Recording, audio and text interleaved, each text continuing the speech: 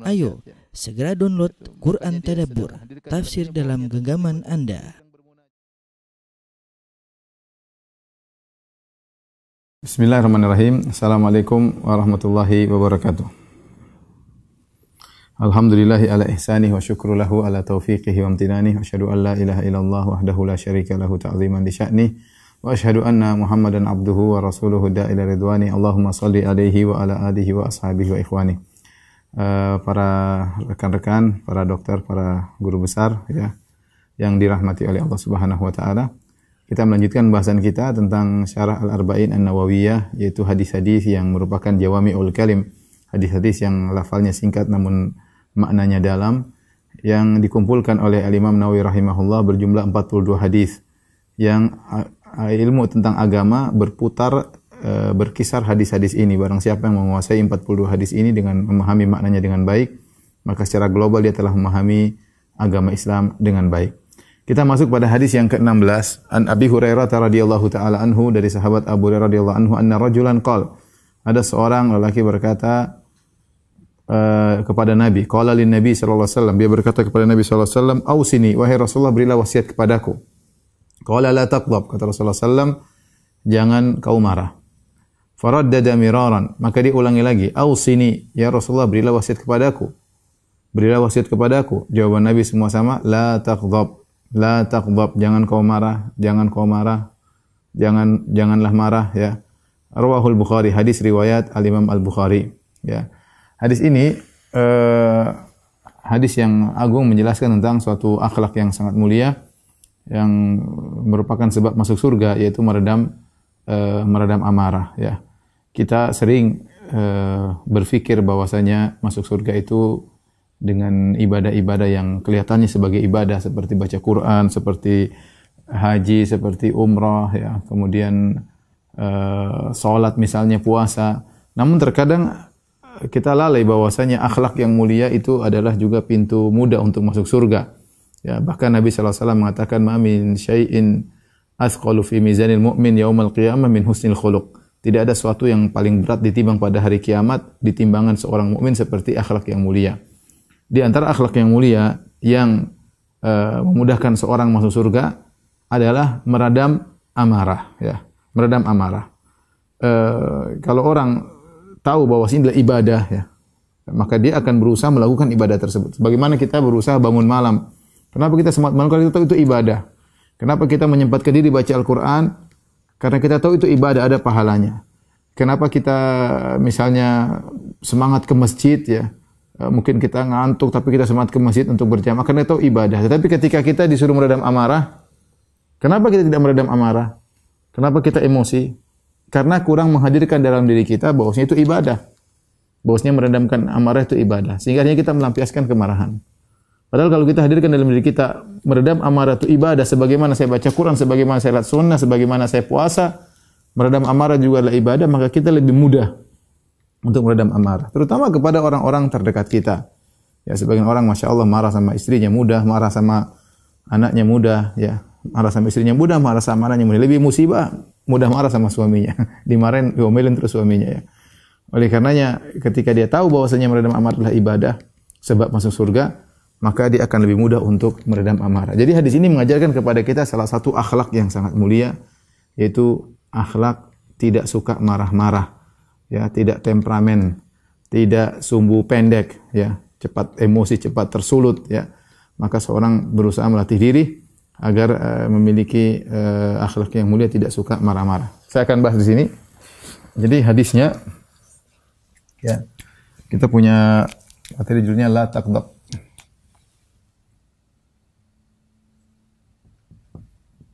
Jangan marah.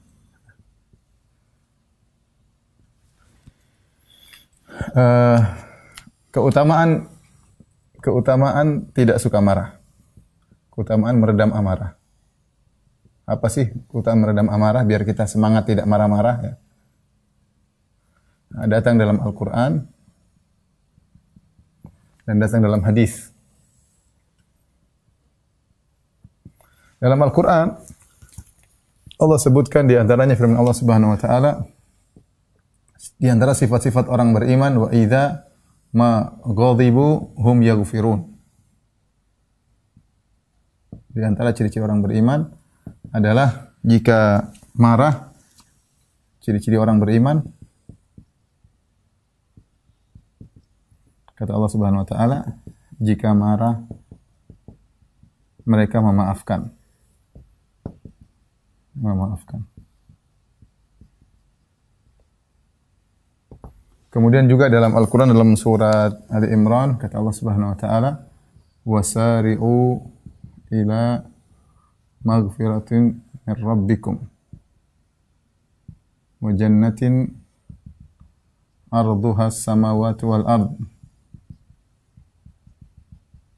uiddat lil muttaqin alladzina yunfiquna fis sarra'i wad dharra wal kadhiminal ghaidh. Ini yang jadi perhatian ya. Wal kadhiminal ghaidh wal 'afina 'anil nas. Wallahu yuhibbul muhsinin. Baik, saya artikan, kata Allah Subhanahu wa taala, bersegeralah kalian bersegeralah kalian menuju ampunan Allah min rabbikum wa jannah, bersegeralah menuju ke surga. Segera menuju, kata Allah, segera menuju ke ampunan Allah, menuju surga. Arduha samawati wal ard, yang luasnya seluas langit dan bumi. Uiddat lil muttaqin, yang Allah siapkan bagi orang yang bertakwa. Siapa orang bertakwa tersebut? Allah sebutkan ciri-cirinya. Di antaranya pertama, alladzina yunfiquna fis sarra'i wad dharra, orang-orang yang berinfak dalam kondisi sulit dan lapang. Ini ciri-ciri pertama. Ini ciri-ciri penghuni surga. Penghuni surga. Yang pertama, yang berinfak dalam kondisi lapang dan sempit. Pertama. Yang kedua, wal kadhiminal ghaidh. Nah, ini yang kedua yang jadi perhatian kita. Yang kedua, wal kadhiminal ghaidh, yaitu yang meredam amarah. Yang kedua, yang meredam amarah. Kemudian wal afina 'anin nas. Yang ketiga, yang memaafkan orang-orang yang menzaliminya. Ya, mudah memaafkan orang-orang yang menzalimi, yang zalim kepadanya. Setelah itu Allah mengatakan, wallahu yuhibbul muhsinin, Allah mencintai orang-orang yang muhsin. Kita tahu muhsin ini derajat khusus ya, kalau dalam keimanan sudah pernah kita bahas ya. Ada namanya ini namanya muhsin. Kemudian adanya mukmin. Ada namanya muslim ya. Muslim. Maksud saya setiap muslim belum tentu mukmin. Ada himpunan paling kecil mukmin, irisan lebih kecil lagi muhsin. Jadi semua muslim belum tentu mukmin, semua mukmin belum tentu muhsin. Tapi kalau orang sudah muhsin, dia sudah muslim dan mukmin. Makanya muhsin ini derajat yang tinggi. Yang ketika Nabi ditanya oleh malaikat Jibril, fa akhbirni anil ihsan. Ya Rasulullah, Muhammad, kabarkanlah kepadaku tentang al-ihsan. Maka Nabi mengatakan, anta'budallaha ka'annaka tarahu fa illam takun tarahu fa innahu yarak. Engkau beribadah kepada Allah seakan-akan Allah melihat engkau, dan jika kau tidak mampu melihatnya, yakinlah Allah melihatmu. Ya, engkau beribadah seakan-akan engkau melihat Allah, jika kau tidak mampu, yakinlah Allah melihatmu. Jadi ihsan yaitu menghadirkan selalu Allah melihat kita. Ketika beribadah, menghadirkan selalu ketika beribadah bahwa Allah melihat kita. Kenapa ikhwan para dokter yang rahmatillah subhanahu wa ta'ala? Karena ini ciri-ciri penghuni surga ini berat-berat ini. Ini semua berkaitan dengan akhlak. Perhatikan ya. Allah tidak sedang berbicara tentang konteks ayat ini.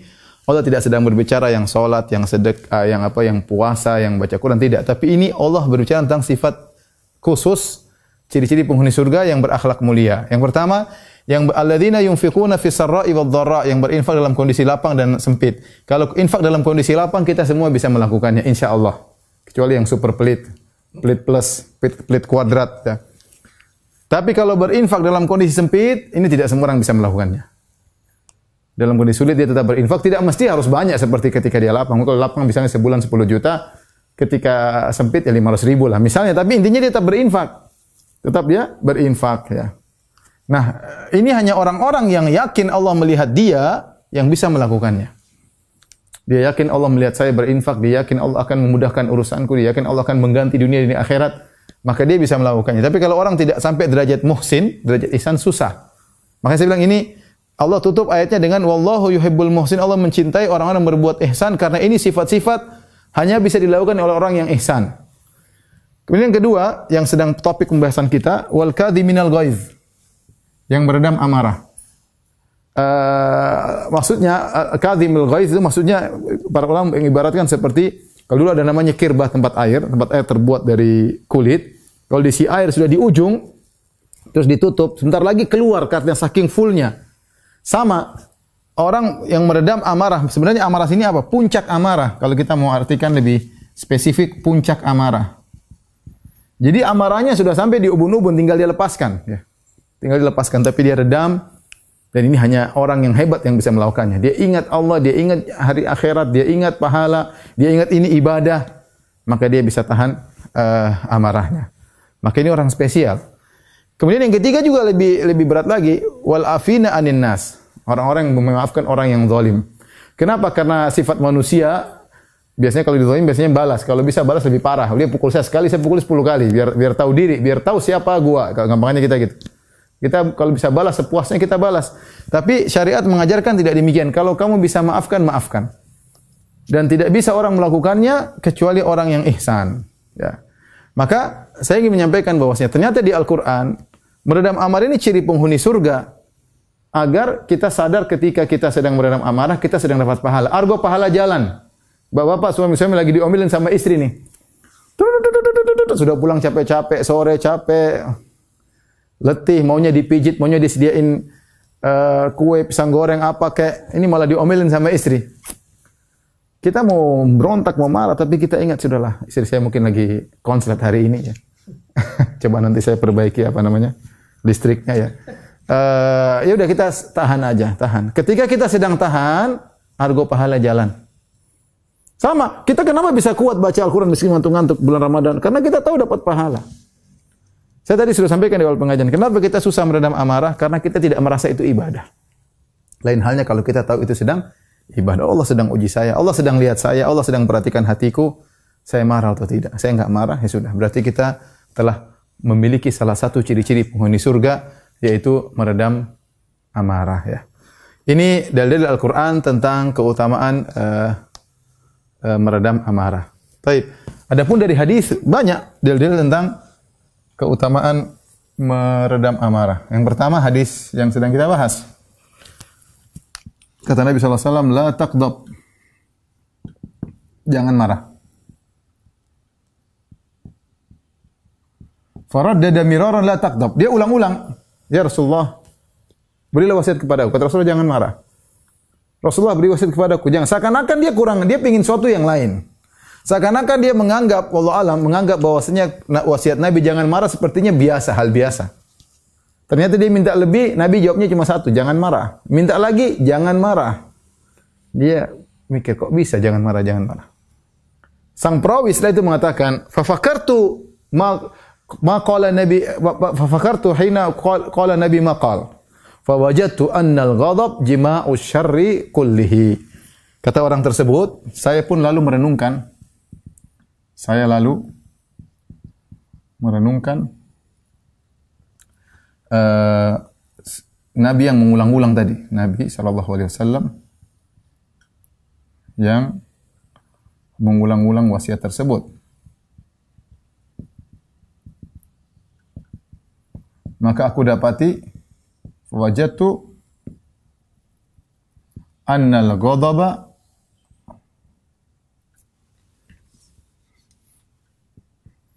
annal ghadab jima'u syarri kulli. Marah itu, aku dapati marah itu biang seluruh keburukan. Nabi bilang jangan marah, jangan marah, jangan marah. Ternyata marah itu biang segala keburukan. Betapa banyak problem, masalah antara suami dan istri, antara orang tua dengan anak, antara anak dengan orang tuanya, antara seorang dengan tetangganya, antara pejabat dengan pejabat yang lain, antara negara dengan negara yang lain. Gara-gara awalnya marah, emosi. Emosi. Betapa banyak orang ceraikan istrinya, dia emosi. Kamu saya cerai. Setelah itu dia menyesal. Kamu saya talak 3. Jatuh talak 3. Itu menyesal. Itu datang ke ustaz gimana saya lagi emosi. Saya talak 3. Menyesal. Menyesal. Dan kebanyakan orang yang datang kepada saya kalau sudah mentalak istrinya pasti menyesal. Kebanyakan. Ada yang bilang, Ustaz, alhamdulillah Ustaz, saya sudah ceraikan istri saya Ustaz, alhamdulillah. Enggak ada. Rata-rata orang semua menyesal. Kenapa ketika dia cerai dalam kondisi emosi? Ternyata emosi menghancurkan keluarganya. Udah talak 3 enggak bisa kembali lagi. Sampai istrimu nikah sama laki-laki lain, digauli, dirasakan keindahannya, terus diceraikan baru kamu boleh lagi kalau kamu balik. Kalau enggak bisa. Maka banyak orang yang menyesal, ternyata kemarahannya merusak rumah tangganya. Ya, menghancurkan kebahagiaan yang sudah dia pupuk selama puluhan tahun, dia emosi, kamu saya talak 3, selesai. Menurut jumhur ulama, sekali orang mengucapkan kamu talak 3, selesai. Sudah enggak boleh kembali lagi. Sampai istrinya hatta tankiha zaujan ghairah. Kata Nabi sampai dia kata Allah sampai nikah dengan laki-laki lain, digauli, dicerai, kalau mau balik lagi silakan. Ya. Jadi la taghdab. Di sini perhatikan Rasulullah SAW mengulang-ulang wasiat. Tidaklah diulang-ulang kecuali hal itu adalah penting ya. Jadi perhatikan sini, ternyata marah itu biang seluruh keburukan. Ya. Mafhum mukhalafahnya kebalikannya apa? Kebalikannya ya. Tidak marah ya. Sumber segala kebaikan. Ibnu Mubarak pernah ditanya, Ibnu Mubarak rahimahullah taala, "Ijma' lana husnul khuluq fi kalimah." Kata orang-orang datang Ibnu Mubarak, "Ibnu Mubarak, tolong nasihati kami tentang akhlak mulia satu kata saja, jangan banyak-banyak." Apa itu akhlak mulia? Kata Ibnu Mubarak, "La taghdab." Jangan marah, itu biang akhlak yang mulia. Kalau marah biang akhlak buruk, biang segala keburukan. Kalau tidak marah, biang segala kebaikan. Orang kalau bisa punya sifat tidak marah, luar biasa ya. Sabar ya. Sabar. Tapi siapa di antara kita yang bisa sabar ya? Kita cepat emosi ya. Apalagi kalau sudah merasa di atas, merasa punya jabatan, merasa pintar, merasa apalah macam-macam, maka mudah untuk emosi dan mudah untuk melampiaskan marah ya. Jadi betapa banyak musibah terjadi gara-gara marah. Pernah ada kasus, saya diceritain, ada seorang ke rumah sakit, anaknya tangannya lepas ini. Kenapa? Dia marah, dia tarik anaknya tangannya sampai tangan lepas ini, entah udah enggak bisa gerak ya. Bawa ke rumah sakit ya. Ya gara-gara emosi. Gara-gara emosi akhirnya anaknya sendiri dia celakakan, akhirnya dia yang bawa ke rumah sakit, dia yang bayar. Begitulah. Ya, gara-gara kemarahan akhirnya perkelahian. Zaman sekarang orang super terbola, berkelahi sampai mati-matian. Aduh. Konyol, marah-marah konyol. Banyak seperti itu. Dan banyak ya. Kemudian hanyalah menimbulkan penyesalan. Taib. Kemudian yang kedua dalam hadis, ya, hadis yang lain, ada seorang bertanya kepada Nabi Rasulullah SAW, dullani ya Rasulullah, dullani ala amalin idza amiltuhu ya, adkhalanil jannah. Atau idza amiltu dakhaltul jannah.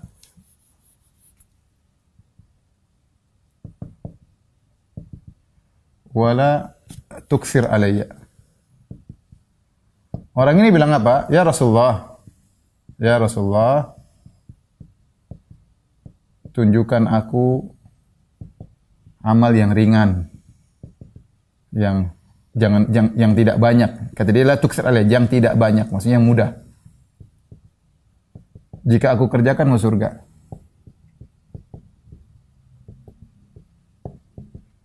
Masuk surga. Kata Nabi SAW, qala sallallahu alaihi wasallam, la taqdab walakal jannah.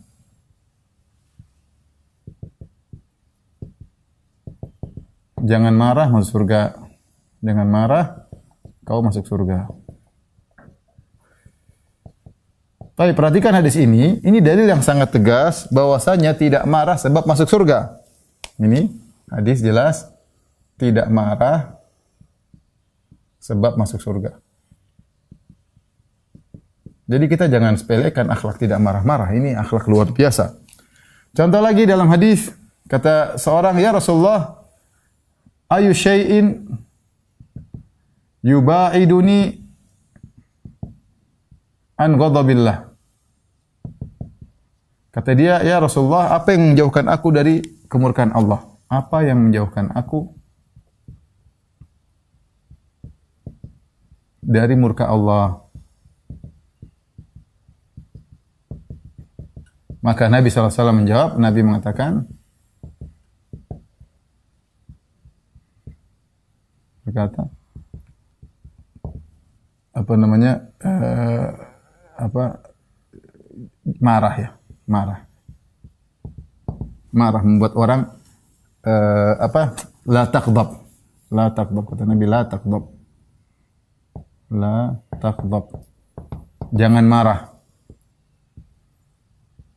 maka engkau terhindar dari api neraka jahanam. Ternyata tidak marah sebab jauh dari neraka. Tidak marah sebab jauh dari neraka.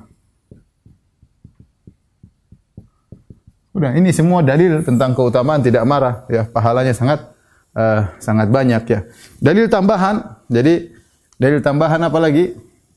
Ya. Kata Nabi sallallahu alaihi wasallam, man kadhama ghaidhan wa huwa yaqdiru ala an yunafidhahu da'ahu Allahu yaumal qiyamah ala ru'usil khala'iq hatta yukhayyirahu min ayyi huril sya'a. Saya artikan aja.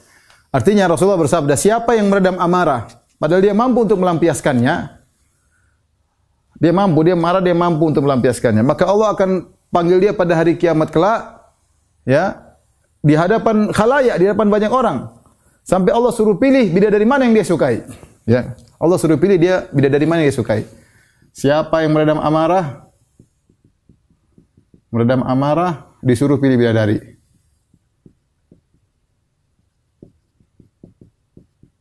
Jadi kalau dokter-dokter lagi dimarahin istri, sabar ya.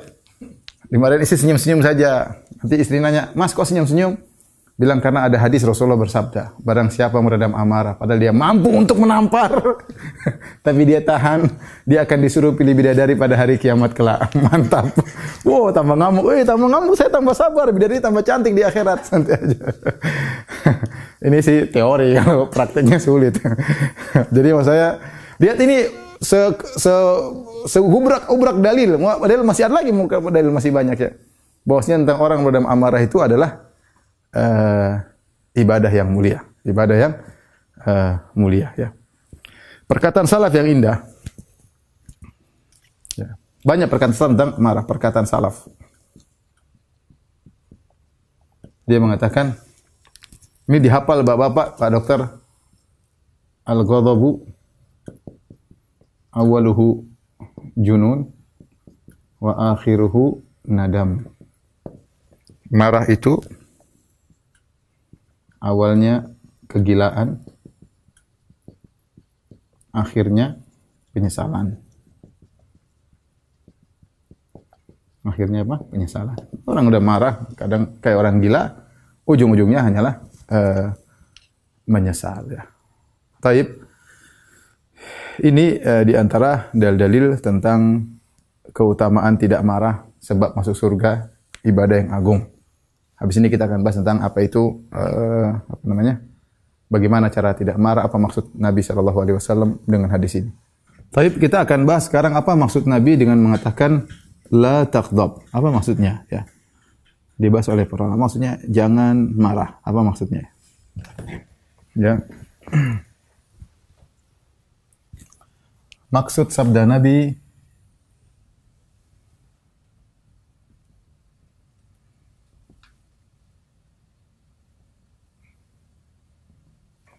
La taghdab. Jangan marah. Apa maksudnya? Ya. Baik. Para ulama menafsirkan dengan dua tafsiran. Pertama, hindari sebab-sebab yang bisa menimbulkan marah. Kemarahan, amarah. Ya. Yang kedua, maksudnya adalah jika timbul amarah, maka tahan. Maka tahan amarah tersebut. Dan lawan.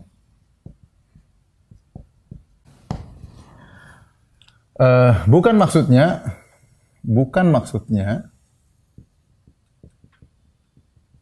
menghilangkan sikap marah. Ini mustahil. Menghilangkan sifat marah. Karena setiap orang ya sudah memiliki potensi untuk marah. Ini tidak mungkin. Ini mustahil. Ya, siapa sih yang mau hilangkan sifat marah? Ya nggak mungkin. Orang pasti punya potensi untuk marah. Tapi maksudnya jangan marah.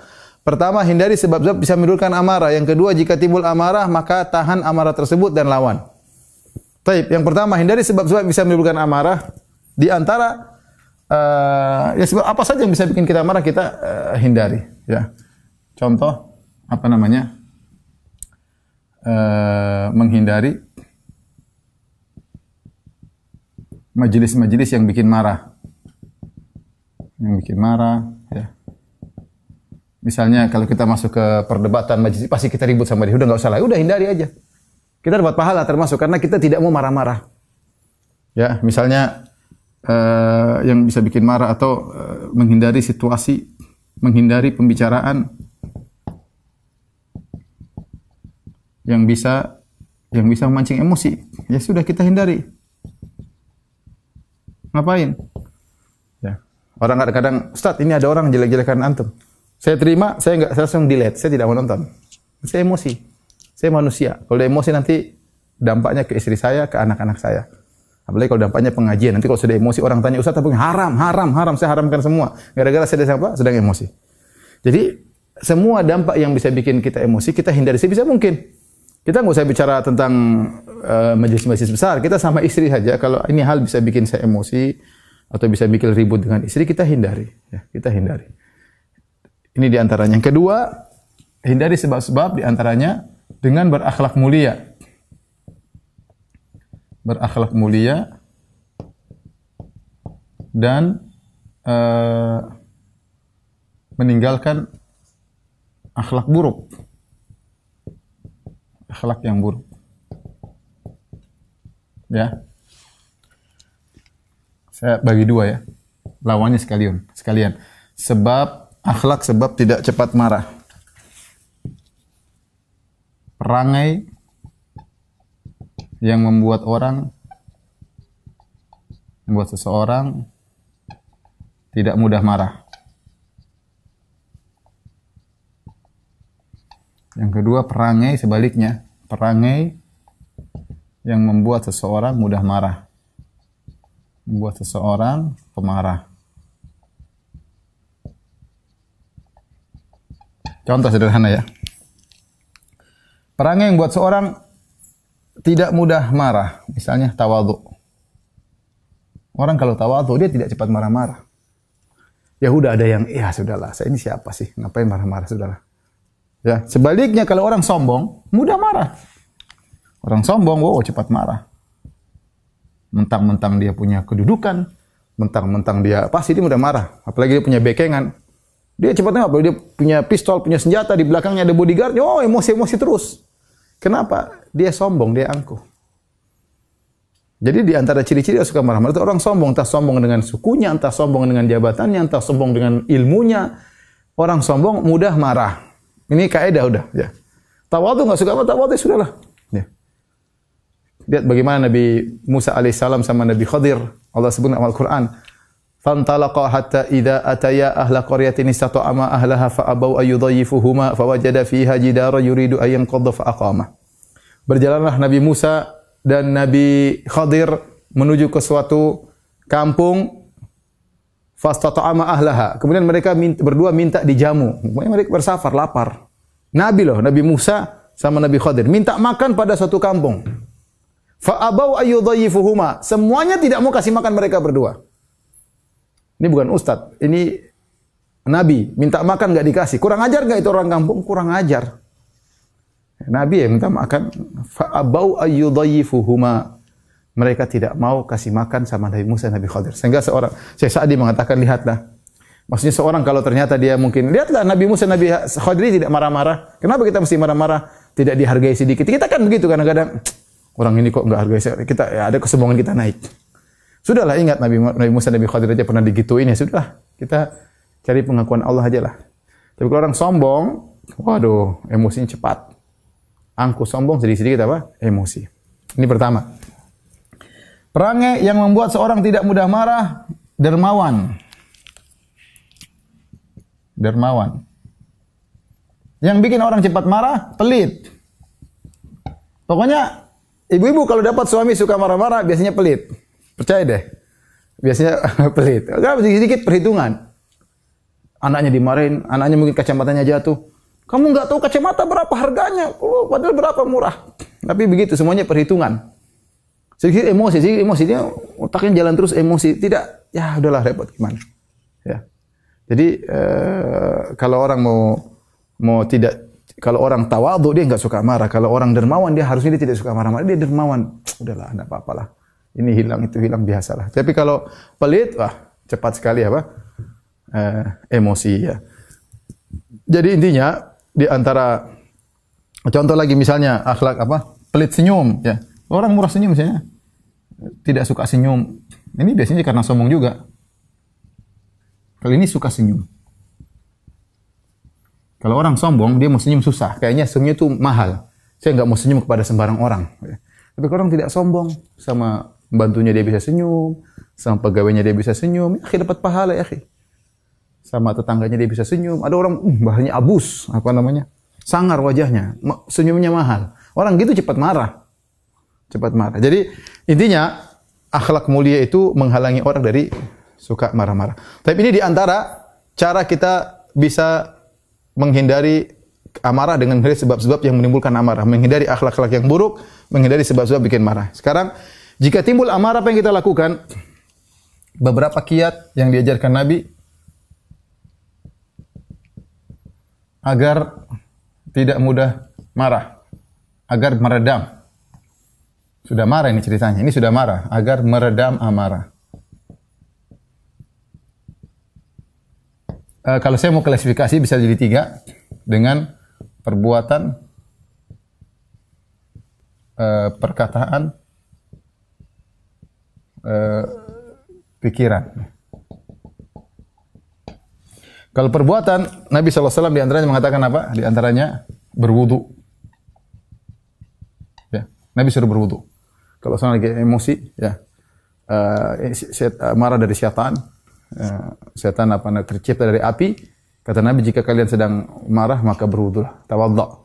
Berwudu kita biar kita tenang, berwudu karena Allah menghilangkan amarah. Ini di antaranya. Di antaranya adalah jika berdiri maka duduk. Jika duduk maka berbaring.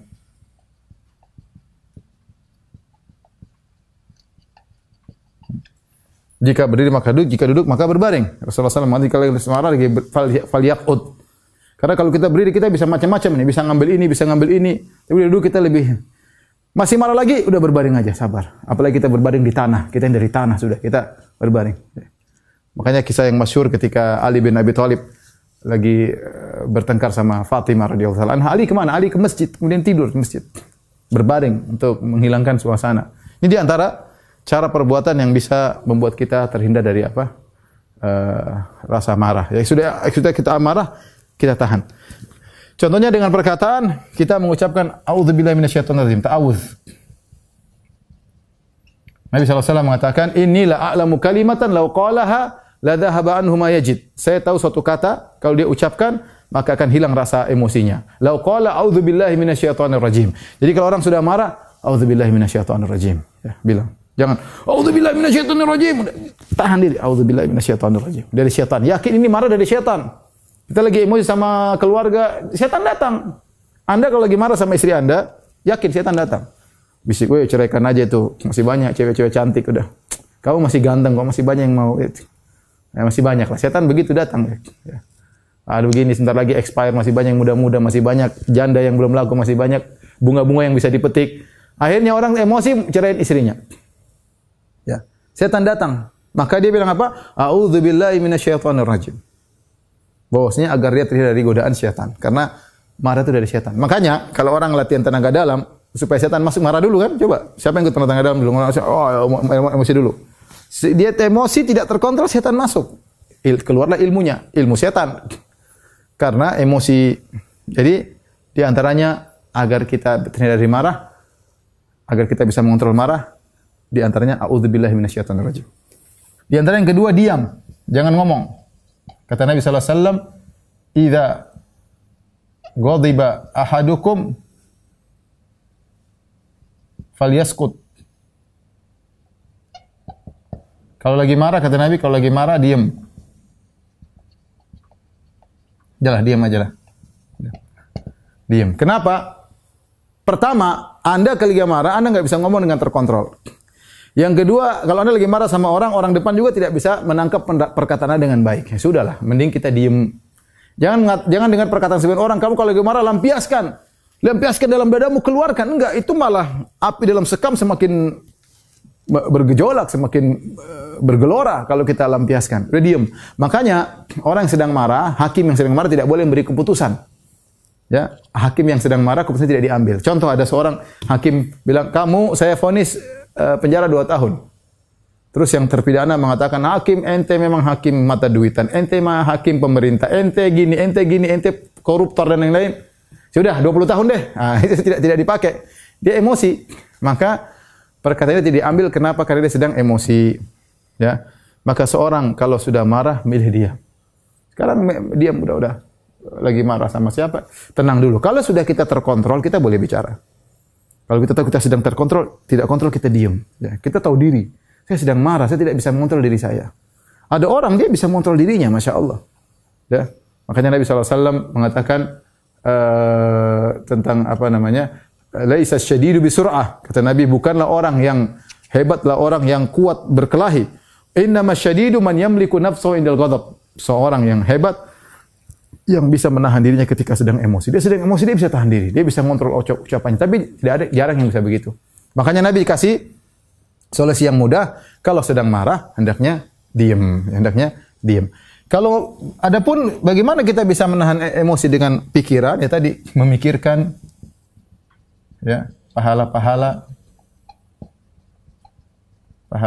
bagi orang yang meredam amarah. Ini di antara metode yang paling simple, mudah agar kita bisa meredam amarah. Kita tahu pahalanya besar, jadi penghuni surga, disuruh pilih bidadari. Ya udahlah. Kita pikir kita marah-marah juga nanti kita menyesal sendiri, dampaknya buruk ya.